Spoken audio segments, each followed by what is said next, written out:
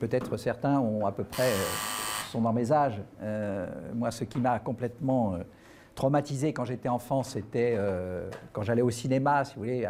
Je suis né juste après la guerre. Et quand on allait au cinéma, on voyait effectivement dans les actualités ce qui s'était passé dans les camps de concentration, des masses de crânes, des masses d'os, etc. Et c'est très traumatisant pour un enfant de 6 ans, si vous voulez, hein, à cette époque. Et bon, mais traumatisant, mais vous n'en apercevez pas.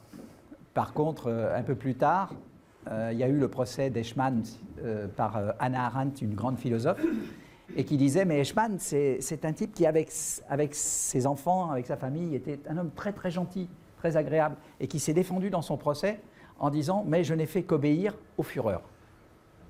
Et je peux vous assurer, quand vous avez 16 ans, que vous entendez ça et que vous avez entendu parler, parce que avec les cours d'instruction civique, j'avais un philosophe à l'époque qui faisait ses instructions quand j'avais 11 ans et qui me parlait de la torture en Algérie, etc. Et tout ça, ça amène à ce sentiment que l'obéissance, c'est le danger suprême. On peut, avec l'obéissance, faire des choses absolument ignobles. Et donc, la seule solution, c'était d'être désobéissant. Hein, c'est-à-dire d'avoir...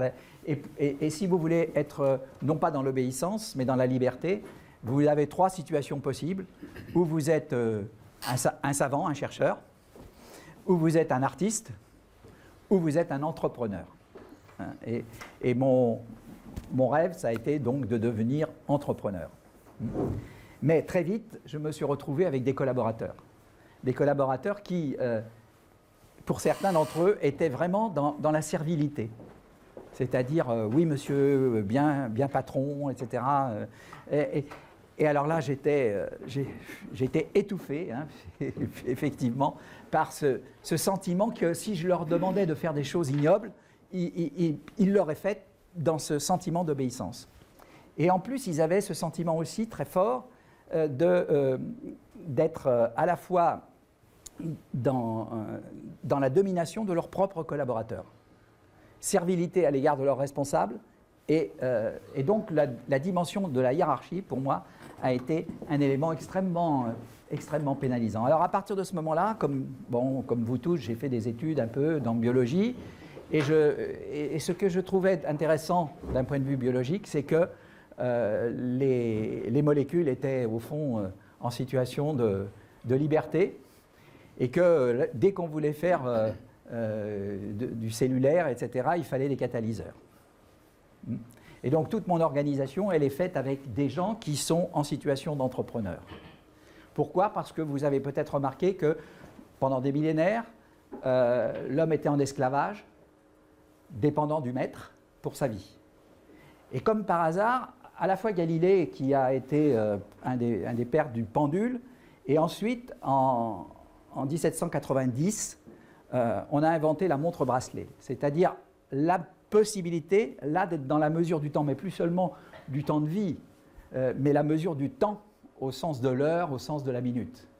Et à partir de ce moment-là, on a vu l'abolition de l'esclavage, hein, en France, 1796, bon, un petit peu plus tard pour les colonies, 40 ans plus tard pour les colonies, hein, à la deuxième Révolution française. Mais à partir de ce moment-là, on est rentré dans le salariat, c'est-à-dire on était sous l'autorité du chef pour un temps donné. Et pour aujourd'hui encore, vous avez beaucoup de salariés qui sont sous l'autorité de la mesure du temps, 35 heures. Et de temps en temps, il y a des gens qui deviennent libres en se mettant à leur compte. Et comme on s'est aperçu, nous, on s'est aperçu qu'on rentre aujourd'hui dans la mesure du compte. On a des ordinateurs qui nous donnent analytiquement, pour tout un chacun, la possibilité d'avoir son compte, c'est-à-dire non plus être asservi au temps, mais d'être asservi, au fond, à ce qu'il vend et à ce qu'il veut coûter en fonction de l'avoir qui lui est nécessaire pour vivre.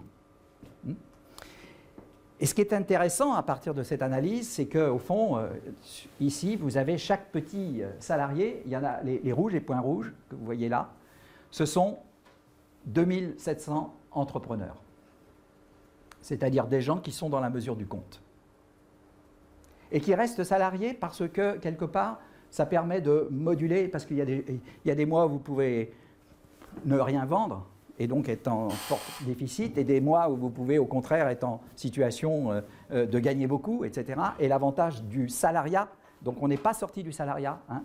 Le salariat permet, si vous voulez, une continuité, une certitude, et qui naturellement dans le monde d'aujourd'hui permet aux gens de pouvoir faire un prêt pour acheter une maison, etc. etc. Enfin, il y a beaucoup de choses où les banquiers demandent encore, mais quels sont vos revenus, au sens d'un revenu non discontinu.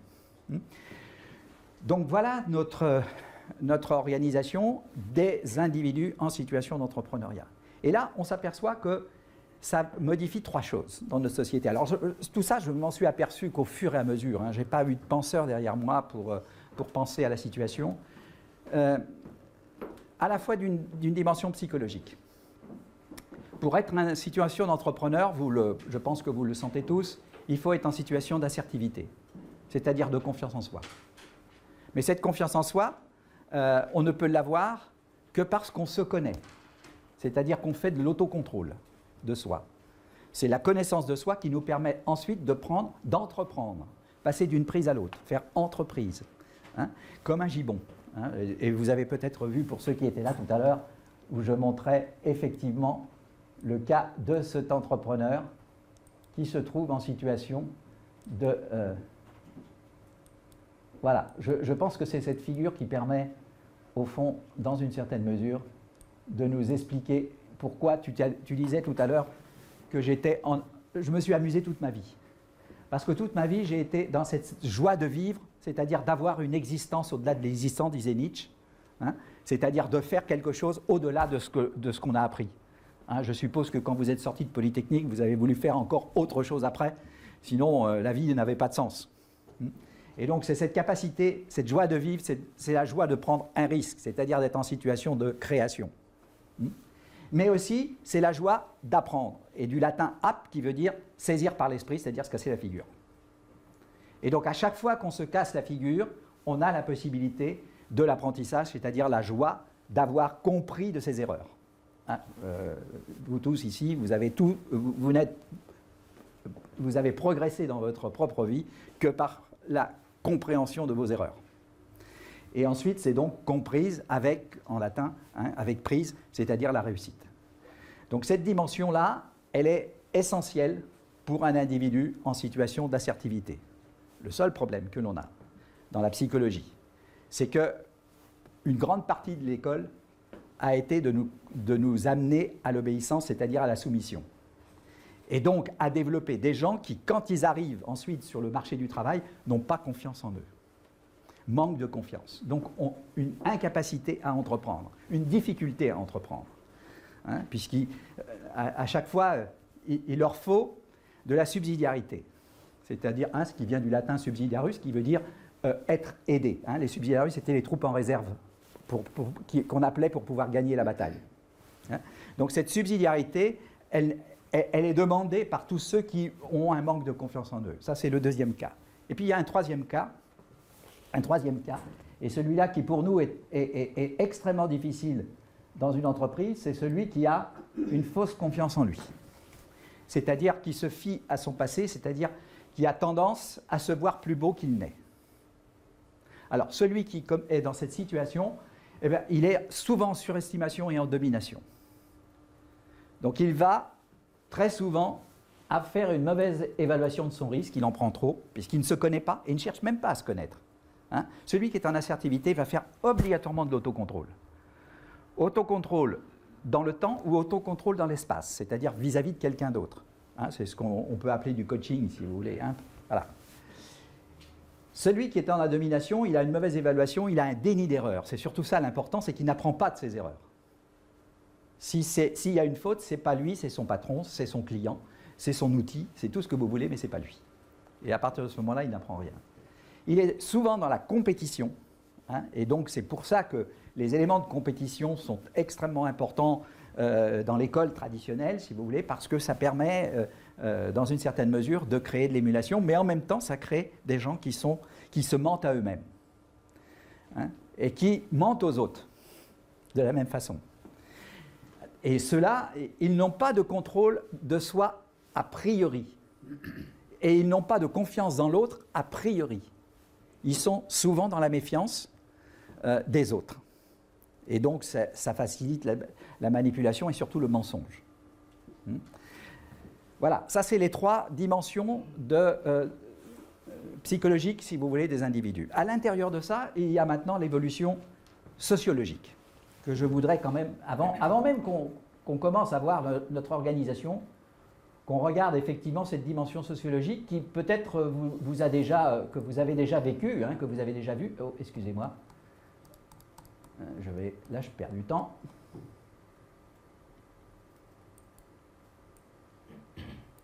Voilà. Pourquoi je suis obligé de vous le montrer? Parce que ce contexte sociologique, c'est la pyramide du bonheur. Le bonheur, au Moyen-Âge, s'écrivait EU-R. Ça veut dire la bonne croissance. D'ailleurs, toutes les études américaines qu'on a faites sur le bonheur montrent que les enfants, c'est jusqu'à l'adolescence qu'on est le plus heureux.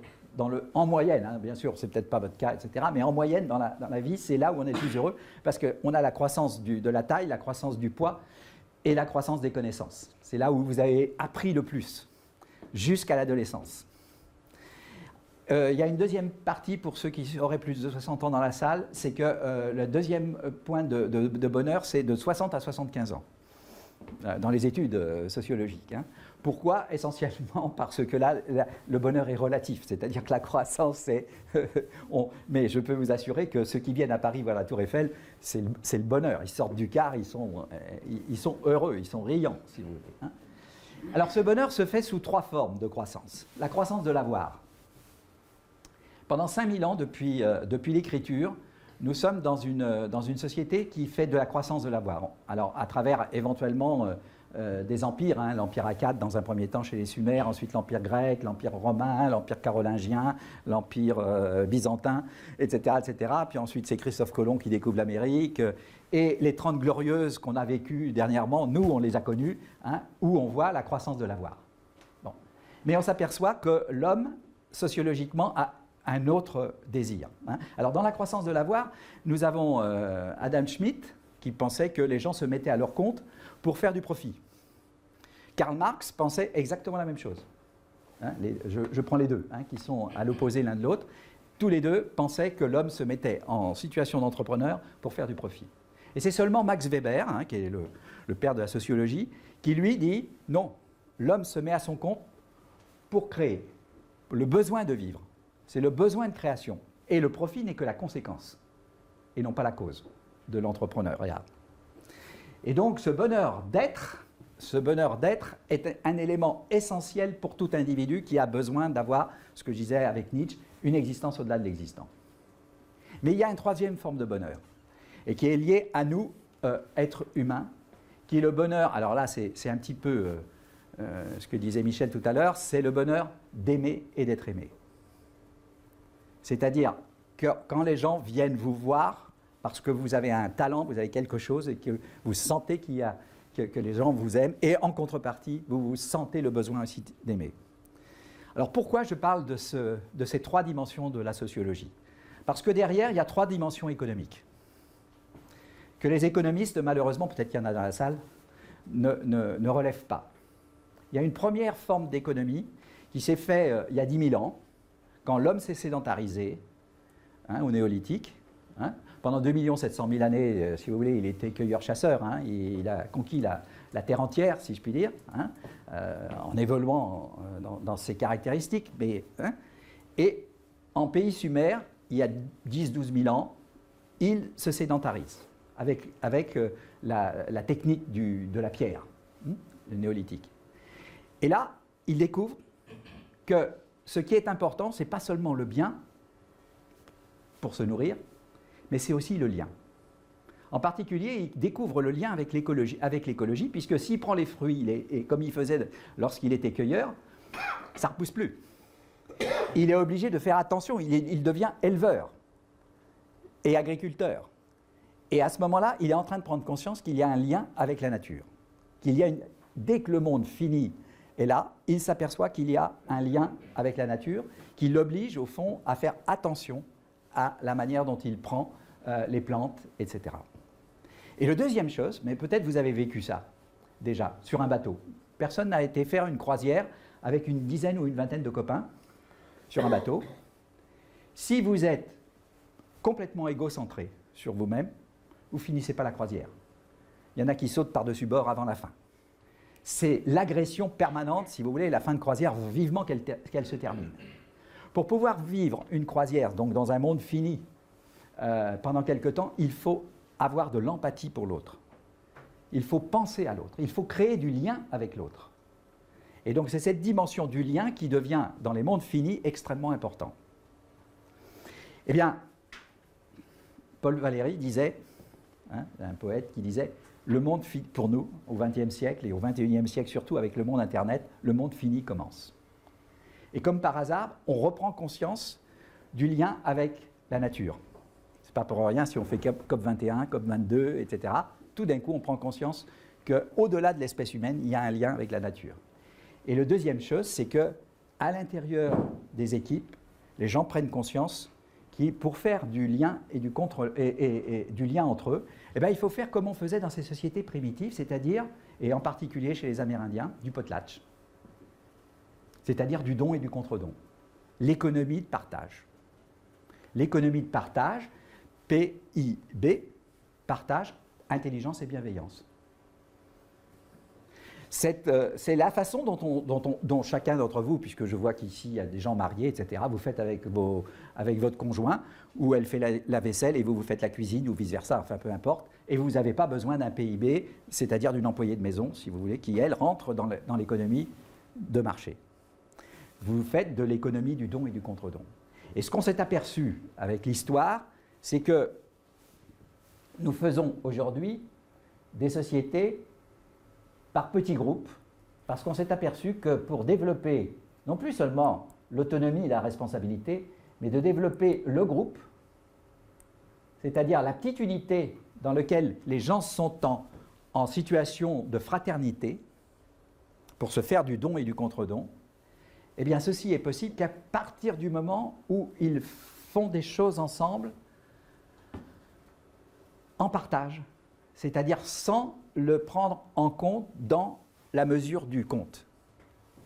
Essentiellement, je donne une partie de mon temps pour toi, et toi, tu donnes une partie de mon temps pour moi. Et à partir de ce moment-là, ça développe de la fraternité dans le groupe. Alors pourquoi cette fraternité est pour moi essentielle ? Essentielle, et le problème, c'est que ça ne peut se faire que dans des groupes dans lesquels on se connaît. Et donc, quand ils sont trop importants, ces groupes, ça ne marche pas. Pourquoi on peut faire ça ? Parce que dans l'économie, il y a 3 dimensions. L'économie de partage, pas l'économie collaborative. L'économie collaborative, c'est encore de l'échange marchand, financier. Ensuite, vous avez l'économie de marché, dans lequel, effectivement, ce que vous faites, vous le vendez. Et l'économie de rareté, disait Brodel. Alors, dans l'économie de rareté, c'est là où vous pouvez faire le prix que vous voulez, puisque vous n'êtes pas en concurrence. Alors, bien sûr, il y a la rareté qui, elle, petit à petit, est en train de disparaître parce qu'on a des outils de plus en plus crédibles, nous permettant d'avoir un volume d'informations considérable, et qui, petit à petit, vont faire disparaître les monopoles, et en particulier les monopoles étatiques, puisqu'on est dans une économie monde, aujourd'hui. Les oligarchies, donc tous les oligarques qui font... Mais par contre, l'économie de rareté va devenir l'économie de l'innovation. À chaque fois que vous faites une innovation, vous pouvez, elle est tellement rare que vous pouvez la vendre le prix que vous voulez. Donc on va s'apercevoir que ce qui est important pour une entreprise de demain, c'est à la fois de diminuer son prix de revient par l'échange des dons et contre-dons, puisque les gens s'échangent des choses sans même se faire payer, si vous voulez, les uns les autres. Par contre, ils font payer, quand ils sont sur l'économie de marché, ils font payer aux clients. Et en même temps, de pouvoir faire de l'intelligence collective, c'est-à-dire de l'innovation collective, qui est bien supérieure à la somme des innovations que chacun produit lui-même. Donc le tout est supérieur à la somme des parties. Et à partir de ce moment-là, on a la possibilité de faire un prix de vente supérieur au prix du marché, puisque vous faites de l'innovation. Alors l'innovation dans un secteur comme le mien, où ce sont des, si vous voulez, c'est des entrepreneurs qui travaillent directement avec la clientèle, et là, ce n'est pas tellement le produit lui-même qui est nouveau, c'est le fait qu'il ils font du ravissement de clients. Le client vous demande quelque chose. Vous lui faites ce que le client a demandé. À votre avis, le client est content. Pour que le client soit ravi, c'est exactement, messieurs, comme quand vous faites un cadeau à votre femme qu'elle aurait aimé avoir et qu'elle n'a pas demandé. Elle est ravie. Eh bien, le client, aujourd'hui, il faut lui faire ça. Il faut créer le lien avec le client en le ravissant, c'est-à-dire en lui faisant ce qu'il aurait aimé avoir, mais qu'il n'a pas demandé. Il n'a pas demandé souvent parce que ça va trop vite, l'innovation. Et que lui, il veut ça. Mais il ne sait pas qu'on fait aujourd'hui, par exemple, un Prési, ou etc., un élément nouveau qui va effectivement changer. Mais par contre, il trouvait ça très bien. Voyez ? Et donc, c'est ça la dimension nouvelle de l'économie. Une économie à 3 dimensions. Économie du don, qui n'est pas perçue par les économistes, puisque eux, ils sont sur l'économie de marché, c'est la croissance du marché. Si on essayait d'introduire une mesure dans l'économie du don, ce qui n'est pas possible, on aurait une économie indienne de l'Inde ou une économie d'Afrique, des pays africains, qui serait bien supérieure, car une grande partie de ces pays sont restés dans l'économie du don et du contre-don et n'ont pas évolué assez vite dans l'économie de marché. Alors là, bien sûr, là, on peut mesurer le PIB, etc., etc. Quant à l'économie d'innovation, de rareté, la rareté, attention, là aussi, elle n'a pas de prix, mais à l'instant T', elle peut rentrer dans l'économie de marché, c'est-à-dire diminuer, c'est-à-dire que l'innovation n'a qu'un temps. Hein, et donc, on est lié, là encore, à une dimension du temps extrêmement puissante. Donc, notre problème à nous, c'était... Mais comment on peut faire pour effectivement à la fois donner de la liberté aux gens, ce qui était ma préoccupation essentielle pour moi-même et qui me faisait peur quand je voyais des gens en situation d'obéissance, et comment en même temps on peut les mettre en situation de fraternité. Et alors c'est là où on a donc des intra-entrepreneurs et non plus des artisans ou des auto-entrepreneurs. Et pour faire des intra-entrepreneurs, il faut toutes ces qualités. Parce que, naturellement, on va développer, d'abord, le travail va être de plus en plus tricolore. Vous savez ce que ça veut dire, tricolore? Non? Travail de col bleu, tout le monde sait, pas de problème. Travail avec la main. Travail de col blanc, tout le monde sait, travail avec la tête. Sauf qu'avec la main, on a maintenant des moteurs qui diminuent notre travail au point qu'on fait beaucoup de sport depuis le 19e siècle, hein, pour pouvoir rester en bonne forme. Et le travail de la tête, je peux vous assurer que vous allez faire bientôt du sport cérébral, parce qu'avec votre ordinateur, de plus en plus, vous aurez de moins en moins besoin de faire travailler votre cortex, puisque vous allez avoir des algorithmes, si vous voulez, qui sont faits dans des big data, hein, pour aller vite. Troisième, le col rouge. Vous savez ce que c'est que le col rouge? C'est le muleta avec sa muleta, du matador face au taureau. Là, qu'est-ce qu'il faut? Ce n'est plus du tout votre cortex que vous faites marcher. C'est votre cerveau limbique. Votre capacité émotionnelle, c'est-à-dire c'est le cœur. C'est votre intelligence dans l'esprit de finesse et non plus dans l'esprit de logique. C'est la capacité intuitive à voir les choses. Et pour faire ça, pour avoir cette intelligence-là, il faut énormément voyager. Il faut être ici ce soir, demain ailleurs. Alors c'est pour ça que tout à l'heure tu disais que j'avais fait beaucoup de choses. Parce que plus vous faites de choses, plus vous voyagez, et plus vous allez avoir la possibilité de développer votre esprit de finesse. Alors moi, je vous assure, personnellement, j'ai voyagé que faire des voyages à l'extérieur, c'est-à-dire voir comment ça se passait ailleurs. Mais il y a des gens qui font des voyages intérieurs. Hein? Dans cette salle, on va remarquer que les femmes ont en général plus de facilité à faire du voyage intérieur. Pourquoi? Parce qu'elles font de l'enfantement. Et qu'à partir de ce moment-là, elles sont obligées de percevoir des signaux faibles qui sont dans leur corps. Mais c'était le cas aussi, puisque tout à l'heure tu as signé que effectivement, à un moment, j'ai voulu faire suer les Chinois, donc j'ai pris la présidence d'Europe-Tibet, et le Dalai Lama m'a invité à Dharamsala, sur les pentes de l'Himalaya, mais du côté de l'Inde, parce qu'il ne peut pas être au Tibet. Et là, j'ai découvert que les bouddhistes faisaient un gros travail de méditation intérieure. Ils font des voyages intérieurs. Eux, ils ne voyagent pas beaucoup à l'extérieur, mais ils font beaucoup de voyages intérieurs. Et ça leur donne la possibilité d'avoir cet esprit de finesse, cet esprit d'intuition. Ce col rouge au fond du cœur. Donc en réalité, aujourd'hui, notre problème, c'est de former les gens au col rouge pour qu'ils aient des cols tricolores. Travailler de la main, c'est pas trop difficile. Travailler de la tête, c'est un peu plus difficile. Hein, et puis travailler du cœur. Ensuite, ce qu'on leur demande, c'est d'être singuliers, c'est-à-dire de développer leurs différences. Et non pas ce qui serait dramatique dans une équipe de 20 qui chercherait à petit faire secte, c'est-à-dire où les gens s'uniformiseraient. Non, là, il faut au contraire que chacun garde ce qui fait sa différence, c'est-à-dire son talent, parce que c'est ça dans l'économie du don et du contre-don. Les gens vont vers vous parce que vous avez quelque chose qu'eux n'ont pas, et vice-versa. Hein, c'est un peu comme aujourd'hui, vous avez des tas de choses que moi je n'ai pas, et moi ce qui m'intéresse, c'est les questions que vous avez posées, et vous, ce qui vous intéresse, c'est ce que j'ai et que vous n'avez pas. Troisième chose, c'est la liberté. Mais alors, on a un gros problème, parce que quand on a eu des gens qui étaient en situation d'obéissance, quand on les passe à la liberté, ils deviennent anarchiques. Ils n'ont pas compris que lorsqu'on est dans un groupe, et qu'on joue, et qu'on s'amuse, on a des règles du jeu. Hein, j'ai été président des Ludothèques de France, donc c'est pour ça que... Hein, et on s'aperçoit qu'il n'y a pas de jeu sans règles. Et donc, il y a à la fois la nécessité de l'innovation pour dépasser la contrainte, par rapport à tout ce qui est extérieur, mais il y a aussi, par rapport à l'équipe, la nécessité d'appliquer les règles. Alors très généralement, si vous voulez, quand on était jeune, hein, on avait tendance, pour ne pas appliquer les règles, à les transgresser. La bonne solution, ça a été les règles éduquées, donc on fait un travail éducatif. Ou alors, la troisième solution, c'est de faire construire la règle par les gens. Ils font un jeu tout à fait nouveau, un peu comme les premiers joueurs de rugby, hein, et qui ont pris leur ballon et qui l'ont pris à la main et qui ensuite ont créé un nouveau jeu. Et à ce moment-là, c'est des règles co-construites. Donc tout problème, pour nous, c'est de faire prendre conscience, et c'est aussi quelque chose de difficile, de faire prendre conscience de la règle. Troisième chose, vous savez bien qu'on est dans un monde systémique, donc de plus en plus complexe, et dans cette complexité, c'est le brouillard. Hein, et le problème, c'est que ceux qui s'en sortent dans le brouillard, c'est les débrouillards.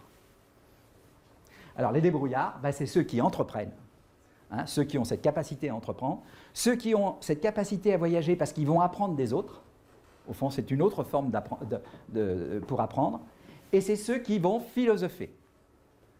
Alors là, c'est plus difficile parce qu'on a... Alors, je ne pense pas que ce soit votre cas à vous.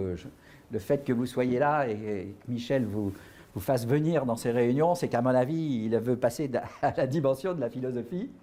Mais on a aussi beaucoup... Moi, j'ai connu, hein, j'ai travaillé un peu à Matignon avec beaucoup d'énarques au service d'un Premier ministre. Et je peux vous assurer que leur problème à eux, mes amis énarques, c'est qu'ils savent répondre aux questions, mais ils ne savent pas se les poser. Et donc, ils ne savent pas se débrouiller. Car le plus important, moi j'ai travaillé aussi en Uruguay, à Montevideo, avec des enfants de la rue. Je peux vous assurer que j'étais comme ça devant des enfants, si vous voulez, qui arrivaient à manger, à survivre dans un univers, ils vivaient dans la rue, etc., parce qu'ils avaient une capacité de débrouillardise énorme. Capacité à se poser des questions.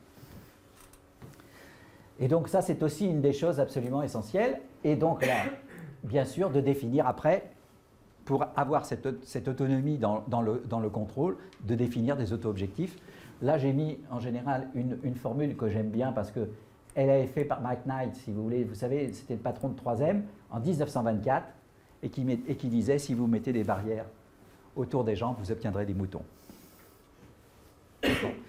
Et donc, c'est ça le problème, sauf que pour développer ces intra-entrepreneurs, il faut un élément supplémentaire. Et c'est pour ça que c'est intéressant de parler de biologie ou de chimie. C'est que vous ne faites jamais une réaction chimique ou en biologie si vous n'avez pas un élément catalyseur. Un catalyseur. Donc, ceci ne marche que parce que nous avons des managers catalyseurs. Et ce manager catalyseur, ce n'est plus un manager leader. Le manager leader, c'est celui qui est devant et les gens qui suivent derrière. Donc, à la limite, vous pouvez avoir des gens qui sont obéissants. Ça ne pose pas de problème. Catégorie 2. Pour que ça marche bien dans ce système, il faut des managers qui ont cette capacité à favoriser la singularité, c'est-à-dire être attentif à ce qu'il n'y ait pas de l'uniformité dans le groupe. Favoriser le don et le contre-don à l'intérieur de l'équipe pour qu'il y ait de la fraternité et pas seulement de la liberté. Favoriser l'émergence, parce que un jour je dis, je parle avec le Dalai Lama et puis je lui dis, mais vous savez, c'est exactement comme dans une famille. Hein, peut-être certains d'entre vous ont leur femme, etc. Quand elle arrive chez vous, rien qu'à la voir, vous savez ce qu'elle va dire. Hein? Et donc, au bout d'un certain temps, vous ne l'écoutez plus. Et bien, dans un groupe de 20 qui a l'habitude de travailler toujours ensemble, hein, où chacun a son talent, etc., les gens ne s'écoutent plus. Et je dis ça, il me dit, mais moi, chez mes bouddhistes, c'est comme ça, les types ont du caractère, ils ont un caractère terrible, et ils ne s'écoutent plus. Alors il me dit, il n'y a qu'une solution. Vous faites venir quelqu'un d'ailleurs. Et le fait que quelqu'un qui n'est pas du groupe vienne d'ailleurs, les gens du groupe s'entendent entre eux. Et à partir de ce moment-là, s'écoutent. Et c'est ça qui va permettre de développer, à travers ce rôle catalytique, une concertation où ce ne sera plus l'argument d'autorité du leader qui va primer, mais l'autorité des arguments, échangés entre les participants du groupe. Et l'autorité des arguments va faire que les gens vont chercher à créer quelque chose qui est le bien commun, qui dépasse notre bien personnel. Une partie de nous-mêmes, nous acceptons de ne plus être libres pour créer la liberté du groupe. Je connais des amis, si vous voulez, hein, qui se sont mariés et qui ont entendu monsieur le maire, que j'ai été pendant plus de 20 ans, et qui disait, article 212, les époux se doivent mutuellement fidélité, secours et assistance. Secours et assistance, ça pouvait encore passer, mais fidélité, c'était déjà plus difficile dans la liberté individuelle, si je puis dire. Mais à partir du moment où on veut faire quelque chose en commun, on est bien obligé de diminuer une partie de sa propre liberté dans l'intérêt du groupe.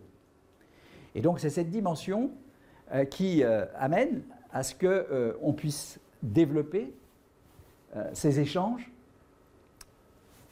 avec de temps en temps, effectivement, cet élément important de celui qui vient de l'extérieur, qui facilite l'écoute.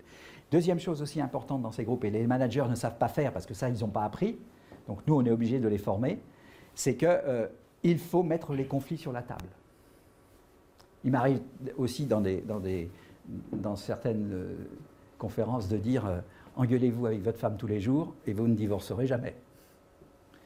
Le conflit est quelque chose le micro-conflit est quelque chose d'essentiel pour créer de la fraternité.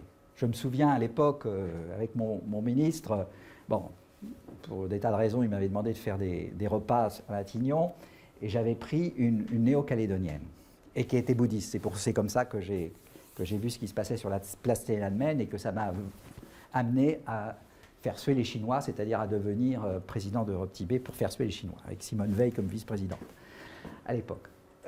Et le problème, c'est que c'était, si vous vous souvenez, tout au début, Jacques Chirac avait eu une affaire extrêmement difficile sur le dos, qui était le problème néo-calédonien dans une grotte entre les amis de Djibaou et les amis de la Fleur, et était en contradiction. Et j'ai dit à mon Premier ministre, écoute, il faut faire du consensus, et pour ça, il faut que les gens se rencontrent, se connaissent, parce que progressivement, même si l'autre est complètement différent de toi, à partir du moment où ils se connaissent, ils vont chercher ce qui fait paix, et non plus la guerre. Ils vont chercher, et dans nos unités, c'est ça que font nos managers catalyseurs. Toute la difficulté, on va le voir, c'est de passer du leader au catalyseur. Mais le vrai fondement pour qu'il y ait ensuite, au fond, une stratégie propre au groupe. Des groupes comme ça, vous avez peut-être vu que j'en ai 190, 196 exactement, hein, pour faire de la démocratie concertative, c'est-à-dire dans lequel la concertation va déboucher sur un consensus de l'équipe dans sa stratégie.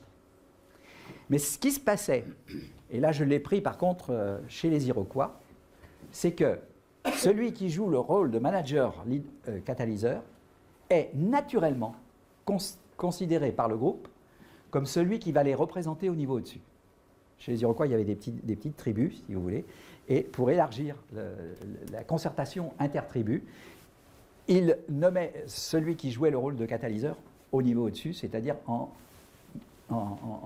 situation. Au niveau, donc, nous, des territoires, hein, on a 196 petits groupes, on a donc 14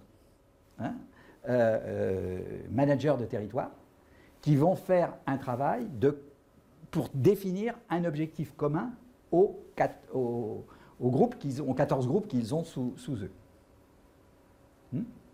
C'est clair ce que je raconte, hein? Donc on est dans le fractal, pour reprendre les mots de Mandelbrot.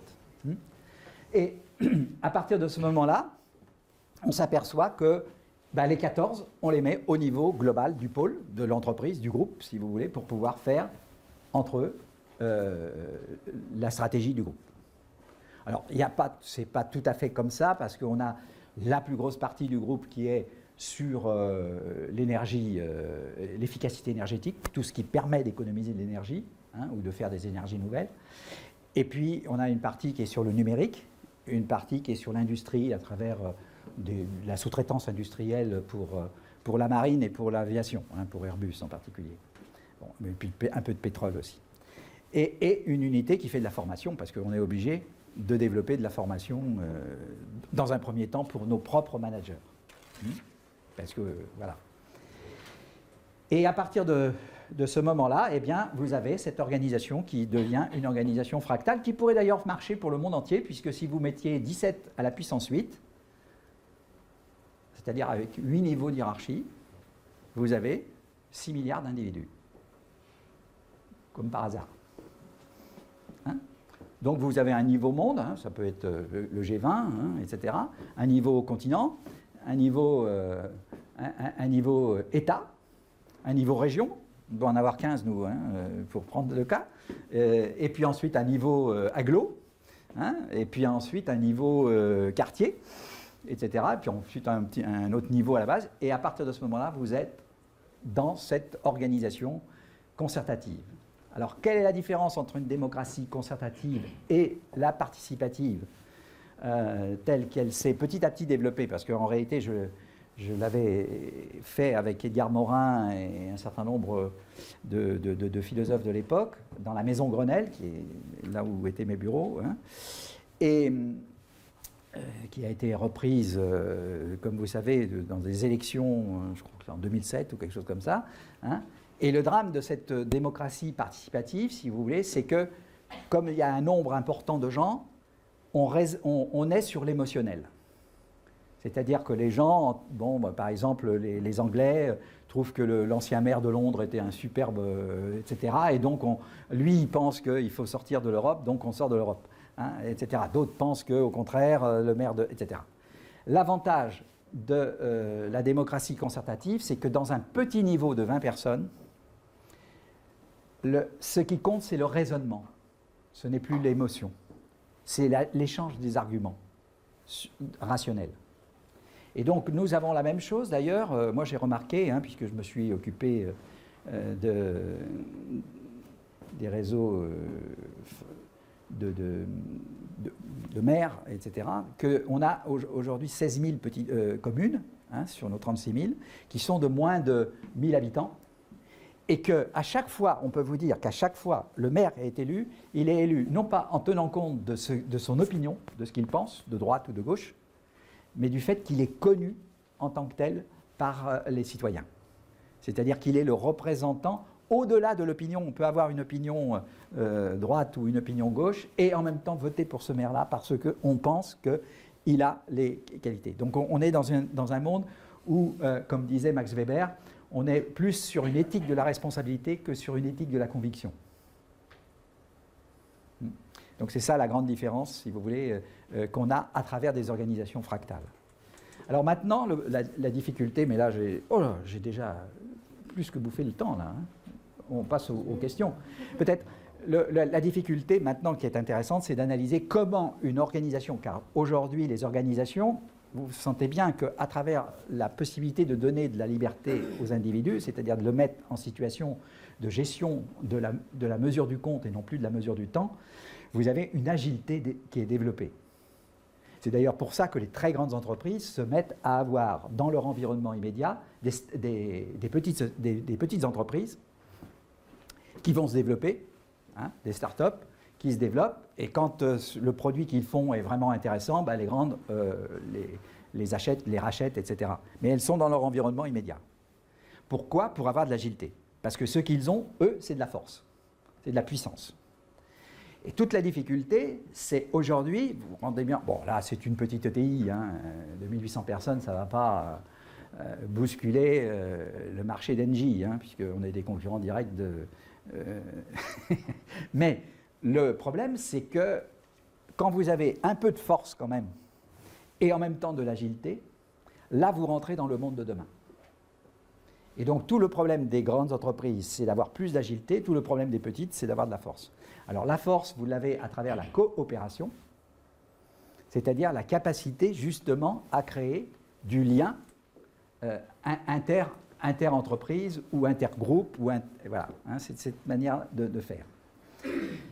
La difficulté, et vous avez peut-être vu ce que je voulais dire préalablement, c'est que dans les organisations hiérarchiques, malheureusement, pas toujours, heureusement, mais malheureusement, très souvent, ceux qui montent en grade dans la hiérarchie sont des gens qui sont dans le troisième type d'individus, c'est-à-dire des individus qui sont dans la domination, pour qui le pouvoir de domination est un élément extrêmement important. Et à partir de ce moment-là, le risque qu'on a, c'est qu'ils sont les plus en difficulté pour changer de mode de caractère. Alors nous nous sommes aperçus, parce qu'on en a aussi des gens qui en sont dans cette dimension, qui mentent et qui ne se contrôlent pas. On s'est aperçu que pour quelqu'un qui est dans la situation de l'obéissance, c'est-à-dire en valeur 2, hein, pour reprendre mon petit truc ici, là, dans les rapports de confiance, hein, celui qui est ici au milieu, à travers la subsidiarité entre pairs, et c'est là où le manager catalyseur a un rôle efficace, puisque lui, il ne fait plus le management où il va aider les gens, mais il se débrouille pour que cette aide soit donnée par le pair PAIR et non plus le pair PERE. Et ça va faciliter ce que je disais tout à l'heure, la fraternité, c'est-à-dire l'échange don contre don. Donc le problème est relativement simple, parce qu'en plus, on a une chance inouïe avec ce système, c'est que quand vous apprenez de votre collègue, vous lui posez 10 fois la question. Et on s'est aperçu qu'on allait plus vite vers la réponse, c'est-à-dire la compréhension du problème, que quand on le pose au professeur. Parce qu'au professeur, au bout de 2 fois, on se dit « mais je vais passer pour un imbécile ». Alors qu'à son collègue, passer pour un imbécile, ce n'est pas très grave. Et donc, on pose plus souvent la question. Mais surtout, ce qui est intéressant, c'est que celui qui apprend à l'autre prend conscience que le savoir-faire est moins important et moins difficile que le faire savoir. Et tout d'un coup, il prend conscience et ça développe chez lui, si vous voulez, des capacités d'humilité extrêmement fortes, parce que ce qui est important dans une organisation de ce type, dans lequel on cherche l'agilité, etc., c'est d'avoir des gens qui ont de l'humilité, qui ont de l'empathie, hein, ce que je disais tout à l'heure à propos du lien, qui ont de la résilience, hein, qui ne s'arrêtent pas au premier échec, et qui ont de la vivacité et qui ont cet esprit d'entreprise, c'est-à-dire entreprenant. Et donc toute la difficulté, c'est de faire basculer l'éducation qui était passée, c'est celle que vous avez reçue sur le savoir-faire, pour le passer sur le savoir-être. C'est-à-dire que l'important, ce n'est pas d'avoir le diplôme à la fin, fut-il polytechnique, que de continuer toute sa vie, et vous le savez bien, hein, parce que les plus vieux d'entre vous, je pense que même les mathématiques de Mandelbrot, vous n'avez pas appris, hein, pour les anciens, les plus anciens, hein, etc., c'est d'apprendre toute sa vie. Et c'est pour ça qu'à partir du moment où vous apprenez toute sa vie, vous faites énormément de choses différentes. Hein. Et moi, j'ai vécu ça, parce que j'ai enseigné à Paris 8 quelques temps, mais après, je ne pouvais plus. Et je me suis aperçu que les jeunes entre eux développaient les qualités d'humilité, y compris pour les plus forts, à partir du moment où ils avaient pris conscience que le faire savoir est encore plus difficile que le savoir-faire. Et donc que ça développait leur savoir-être. Et donc toute la difficulté que l'on a, pour le manager catalyseur, c'est qu'il ne peut pas changer, il peut facilement changer, aider au changement de celui qui n'a pas confiance en lui. Il a beaucoup plus de difficultés à changer celui qui se ment à lui-même, qui lui est dans la domination. Et là, on s'est aperçu, à travers notre expérience, là on est toujours un peu dans la sociologie, que le père ne peut rien. Peut-être qu'il y a des gens ici qui ont des enfants. Le père n'est pas entendu, n'est pas écouté. C'est le frère qui est entendu. On entend plus facilement le collègue que le père. Et donc, tout le rôle du manager catalyseur, c'est d'amener le reste de l'équipe à se mettre en situation de dire à celui qui ment, écoute, tu ne nous la fais plus, quoi. Et quand il y a ce sentiment qu'il est démasqué, parce que ce qu'il faut savoir, c'est que toute personne qui se ment à lui-même a besoin de dire quand même la vérité à quelqu'un. Alors il va voir un psychologue, s'il est président de la République, il va se confier à des journalistes, etc. Enfin bon, vous voyez le genre de choses. On a toujours tous besoin, à un moment, de se confier à un confident. Et le problème du confident, c'est que lui, il va parler à d'autres. Et à partir de ce moment-là, dans un groupe, ça revient au groupe. Et là, le rôle du manager, c'est de mettre sur la table. C'est-à-dire de créer, non pas de travailler en binaire, mais de travailler en groupe, essentiellement en groupe, comme dans les sociétés primitives. Et à partir de là, cette dimension du groupe amène l'individu à se remettre en cause. Alors, quelquefois, il ne veut pas se remettre en cause, et à ce moment-là, il s'en va. Il s'en va, il abandonne, si je puis dire. Et puis, d'autres fois, il va là se mettre en situation de « oui, bon, écoutez, oui, effectivement », et à partir de ce moment-là, on ne le voit plus comme celui qui se prenait pour le leader, le cadre, etc., mais il se prend vraiment pour quelqu'un qui veut rentrer dans l'équipe.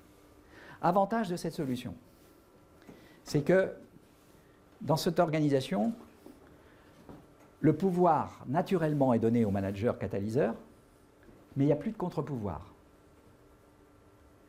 Généralement, dans une organisation traditionnelle, le manager leader, quand il est contesté par une partie de son groupe, les contestataires élisent, entre guillemets, un contre-pouvoir qui va être celui qui parle au leader en contre-pouvoir, donc le représentant, entre guillemets, du personnel. Et là, ce qui se passe, c'est que les gars disent, parce que quand on reprend quelquefois des sociétés, on a ce genre d'attitude naturelle, puisque les patrons sont leaders, automatiquement, vous avez des contre-pouvoirs. Et là, les gars disent, mais attends, tu n'as plus besoin de nous représenter, on se représente tout seul, puisque on est dans la concertation des échanges d'arguments. À partir de ce moment-là, on parle, car le rôle du manager, c'est d'amener à ce que chacun exprime dans la transparence. On est dans des organisations de plus en plus transparentes, où on peut dire, y compris des choses, des arguments qui sont tout à fait contraires à l'autre, etc. C'est pas le problème, c'est au contraire que tout ça, ça puisse être mélangé ensemble pour pouvoir chercher qu'est-ce qui va faire commun, au-delà de ce qu'on pense et de ce qu'on est nous-mêmes. Et qu'est-ce qu'on accepte pour rester dans le groupe qui ne détruit pas notre propre liberté individuelle. Et à partir de ce moment-là, ceux qui étaient les représentants, tout d'un coup, souvent sont représentants parce qu'ils ont besoin d'être élus, c'est-à-dire d'être eux aussi dans la lumière. Et à partir de ce moment-là, eux, ils sont encore plus mal que de faire passer un manager leader à un manager catalyseur. Ils ont plus de difficultés. Parce que là, ils avaient un rôle assez facile qui était de ne pas avoir les responsabilités tout en ayant le sentiment d'être dans la lumière. Et donc là, ils n'aiment pas beaucoup ce genre d'organisation, parce que et donc ils vont lutter aussi contre cette forme d'organisation dans laquelle ils ne sont plus les représentants des autres. Mais ils n'ont qu'à dire leurs propres arguments, etc. Voilà, ça c'est toute la difficulté des changements. Alors, pour y arriver, moi ce que je conseille dans les grandes entreprises qui veulent aller vers des systèmes comme ça, vivants, puisque là on est vraiment dans ce que la science nous dit pour le vivant, l'évolution du vivant, l'ensemble des espèces qui se sont développées, parce que c'est là où on a le plus d'agilité. Hein, c'est dans l'émergence du vivant face à son environnement écologique. Hein. On doit avoir combien? C'est 5 millions d'espèces, non? Il y a peut-être des qui en savent plus dans la pièce, là, non? Hein, c'est pas 5 millions? Hein, je crois que c'est ça, y compris bactéries, hein, je parle, hein, toute espèce confondue. Hein. Voilà. Et donc, bon, on n'a pas encore 5 millions d'innovations, si vous voulez, à l'échelle humaine. Et donc, toute la difficulté, si vous voulez, dans ce système, c'est effectivement de vivre dans une dimension de la transparence où chacun exprime sa singularité, ce qui fait différence. Alors, c'est amusant parce qu'on retrouve ça. Moi, j'ai étudié un petit peu, si vous voulez, en termes de sociologie, dans les camps de nudistes, où, comme par hasard, les gens n'ont plus de complexe. Ils ne regardent plus la taille de leur... enfin bon, etc. Bon, il y a des femmes dans la salle, donc je fais attention à ce que je dis, mais ils sont comme ils sont. Ils ont une sorte et ils sont très, très souriants, très rieurs, etc. Hein. Parce que aussi, c'est une des choses qu'il faut savoir, c'est que quand un groupe comme ça est bien dans sa peau, il suffit qu'il y en ait un qui rit pour que tout le monde se mette à rire. Et s'il y en a un qui pleure, tout le monde vient l'aider, mais ne se met pas à pleurer. Donc les pleurs ne sont pas communicatifs, mais les rires sont communicatifs. Mais par contre, ils vont les aider. Hein. On a des situations même où, y compris dans le prési, je pourrais vous montrer, un type qui s'est tué, par exemple, et où les employés qui fait partie du groupe se considèrent comme responsables de ne pas avoir vu qu'il était en situation de malheur. Hein. C'est la pensée de Pascal qui dit « Tout homme cherche à être heureux, y compris ceux qui vont jusqu'à se suicider. » Hein. Et donc là, les autres, alors que c'était un problème personnel, c'était un problème de divorce au sein de sa famille, si vous voulez, et les autres ont pris ça comme faisant partie de leur responsabilité de déceler ce qui faisait malheur pour l'individu, de manière à pouvoir l'aider à retrouver la joie de vivre. Voilà. Voilà, et donc ce type d'organisation fractale, ben, moi, ce qui m'a inspiré, c'était le vivant, puisque le vivant procède de cette manière-là. Essentiellement, vous faites du multicellulaire avec un catalyseur, et puis ensuite vous faites des organes, et puis ensuite vous faites des espèces, etc. Essentiellement à travers non plus une décentralisation, mais une synthétisation des objets. Ce qui fait que je m'amuse tout le temps parce que moi, Michel, le problème c'est que ce qui se passe avec 190 unités comme ça qui sont autonomes, bah, c'est un peu comme pour les sondages d'opinion. Vous connaissez ça mieux que moi, hein, les calculs de probabilité. Hein. Donc à partir de ce moment-là, plus vous avez un nombre important, et plus vous apercevez que puisqu'ils se donnent des objectifs en début d'année, pratiquement les objectifs en fin d'année correspondent à ce qu'ils se donnent en début d'année, quoi. Au global. Alors il y en a qui sont très loin de ce qu'ils avaient prévu, d'autres qui sont supérieurs à ce qu'ils avaient prévu, mais quand vous faites un calcul de probabilité sur des grands nombres, vous apercevez que le différentiel n'est pas très, très puissant.